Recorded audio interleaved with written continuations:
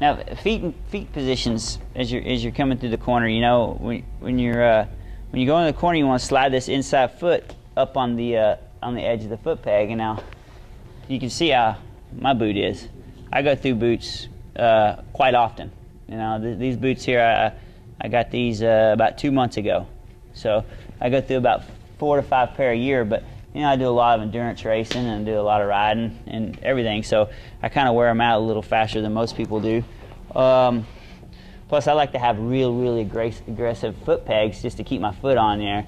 And the stock pegs aren't too aggressive, but like Vortex and a couple other brands have some really aggressive pegs, and I like them because it just keeps my foot just planted when I come around the corner. Now, my outside foot, you know, some people still slide those up to the peg, the edge of the toes too. I actually kick mine down to the heel. It relieves a little bit of tension off my knee, my outside knee, which it's really not too important where you put your outside foot, just wherever's comfortable mostly. Okay. Now, one important thing here when we're watching these guys is that a lot of people, when I film them, they're making a huge effort to drag a knee, right? And by doing that, they think that they have to get a lot of butt off the seat, right? Well, you don't really have to get a whole lot of butt off the seat. For instance, just about a butt cheek right there. You know, that's about how you should look when I'm behind you. Just about one butt cheek. You know, about 3 inches each direction is more than enough. I see some people that are,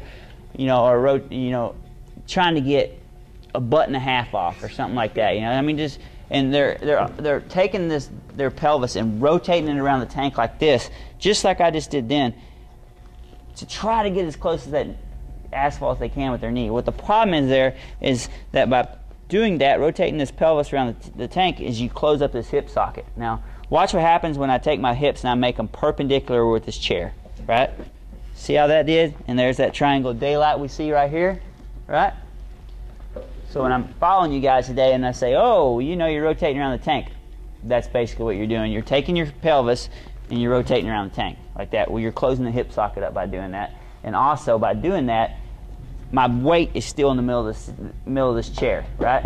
We want to take our weight and get to this inside peg, as much of our weight as we can to this inside peg. So by doing that, as soon as I did that, I can feel the weight on my foot, okay?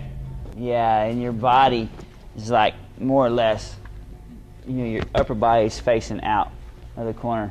You know, you almost want to kind of keep you're going to turn just a little bit. I mean, you can see how he is just a little bit turned, you know, kind of leading with that shoulder just a little bit. But then some people they go with their hips and their upper body, and they're kind of doing this. That's not right, you know. You want to kind of be like that, just a little bit, not much. I mean, like, parallel or perpendicular with the bike with your upper body is fine too. See that like that?